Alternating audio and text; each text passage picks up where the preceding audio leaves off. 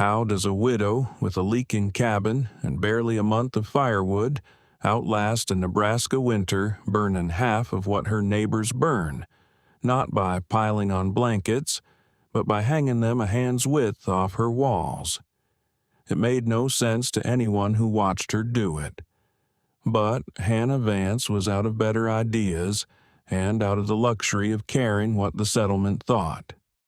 She was tapping a wooden peg into the north wall of her soddy-fronted cabin, a hand's width out from the timber, when Bethel Ordway let herself in without knocking.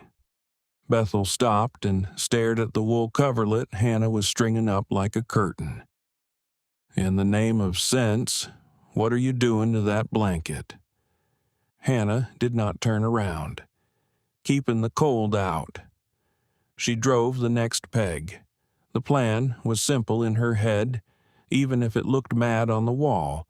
The chinking between the logs had shrunk and cracked over the summer. Wind came through the gaps like it owned the place. A blanket laid flat against the logs would only freeze and pass the chill straight into the room. But a blanket hung a hand's width out, with a pocket of air trapped behind it, was a different thing entirely. Bethel's mouth thinned. "That's your mother's coverlet. You're hanging your dead mother's work on a wall like a saloon drape." She let the judgment settle. "The Ladies' Aid worries for you, Hannah. Alone out here, no man, wood that won't see you past the new year. It isn't proper, and it isn't safe." "My mother would rather see me warm than folded neat in a chest," Hannah said. She tied off the last cord. The coverlet hung straight and still, a finger's gap of dark air behind it. "If you've come with pegs, stay. If you've come with a sermon, the door still opens the way you came." Bethel came for neither. She came to say that a widower over in Ash Grove was looking for a wife, and that a sensible woman would write to him before the snow made a fool of her. Hannah opened the door herself. "Thank the aid for their worry," she said. "Mind the step." Bethel left with her back straight as a fence rail, certain she'd be proven right by January. The irony was that her advice, faithfully followed, would have left Hannah shivering. "Stay with me, because the part that turns this whole thing on its head comes fast, and I don't want you to miss it. If Forgotten Frontier Wisdom is your kind of story, subscribe now." Caleb Vance had died in October. A rotten rung gave under him in the barn loft, and the fall broke something inside that no poultice could reach. 4 days of fever, and he was gone, leaving Hannah a half-cut woodpile, a claim she'd lose by spring if she couldn't hold it, and a cabin that breathed cold through every seam. The settlement had its script for widows. They sold out. They married quick. They went back east. Hannah did none of it. Holding on meant surviving on the little wood she had, and she needed an answer before the deep cold came.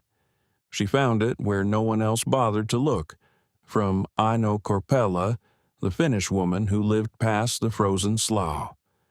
Ino was old, hard to understand, and full of talk about a country nobody here had seen.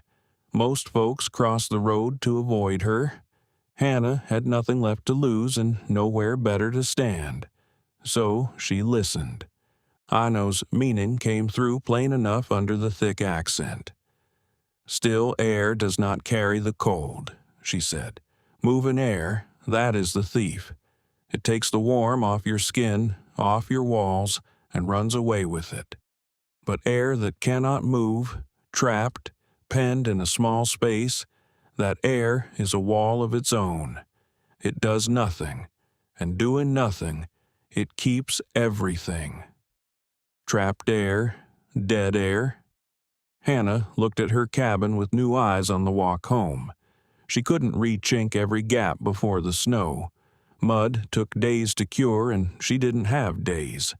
But blankets she had. Blankets hung out from the wall, with that penned air behind them, she could raise in a single afternoon. The first try failed, and it stung. She hung the coverlet flat against the logs, thinking thickness was the point. By morning, the wool was cold to the bone and the room no warmer. Thickness wasn't the lesson. The gap was.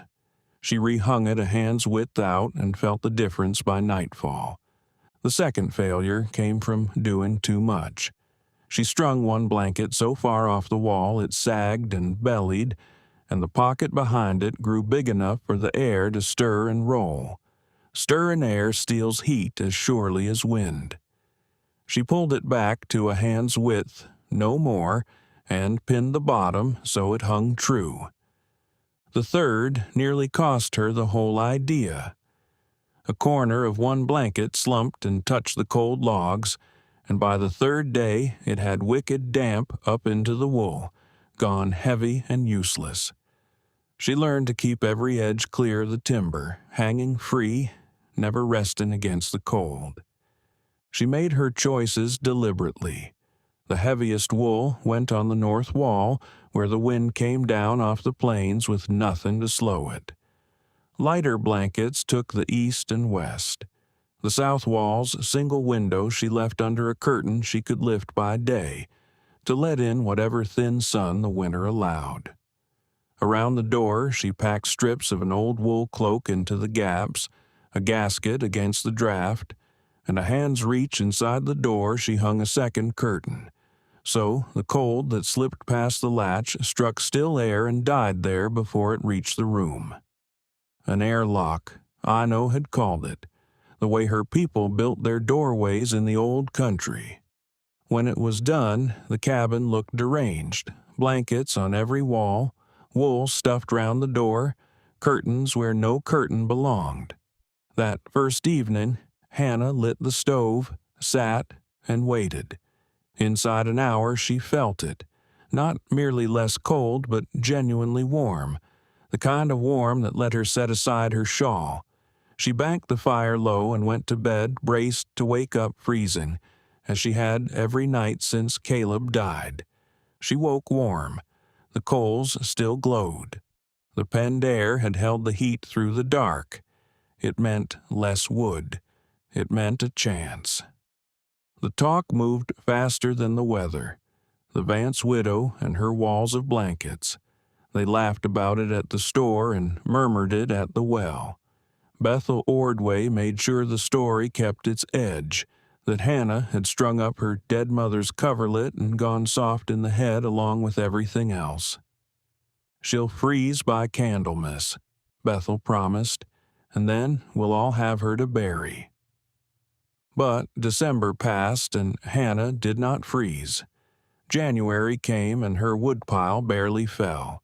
February blew in colder than either, and still she burned less than half what she had the winter Caleb fed the stove around the clock. The proof is coming, and it's a number nobody in that settlement was ready to hear. If you're new here, subscribe and stick with it.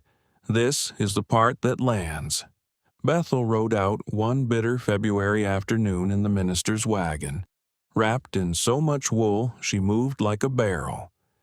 She found Hannah in the yard, throwing feed to the chickens in nothing but a dress and a light shawl. Bethel had spent all winter telling the settlement this woman would come crawling for help. It was February now, the cruelest month, and here she stood, easy in the cold, her woodpile still half stacked against the wall. Inside, the warmth met Bethel like a hand on the chest. The room was mild, near cozy, on a single stove burning low. Nothing like the two roaring fires she kept at home. "How?"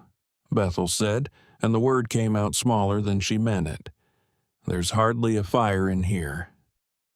"The blankets," Hannah said and pointed to the walls, to the still air behind every one of them.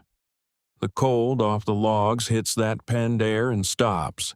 The heat can't run out through the timber, so it stays with me." "That isn't possible." "You're standing in it," Hannah said. "The coffee's been warm since morning. Doesn't take much to keep it so when the heat has nowhere to go. Bethel sat. She drank. She looked at the low fire in the warm room and finally asked the question that mattered. How much wood have you burned? Near 4 cords, maybe a hair over. Bethel's voice went flat. I've burned 10. The boarding house has gone through 14.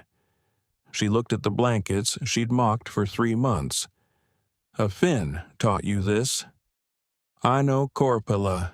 Her people have kept warm this way longer than this country's had a name. Hannah set down her cup. You told them all I'd freeze.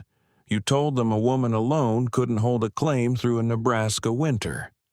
How is that prophecy keeping you, Mrs. Ordway? Bethel Ordway left. But the story didn't leave with her, and now it wasn't mockery, it was curiosity. Folks came to the Vance cabin to feel the impossible warmth for themselves. Ano came too, and pointed out every small thing Hannah had gotten right. The gap kept honest at a hand's width, the heaviest wool set against the north, the airlock at the door. Every edge hung clear of the cold logs. She drew her diagrams in the ash of the stove with a bent stick and explained the penned air in her broken words, until people who came to laugh stayed to measure.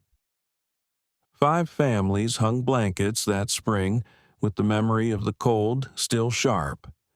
By the next autumn, before the first snow, more than a dozen had done it. By the winter after, half the settlement had walls that breathed less and held more.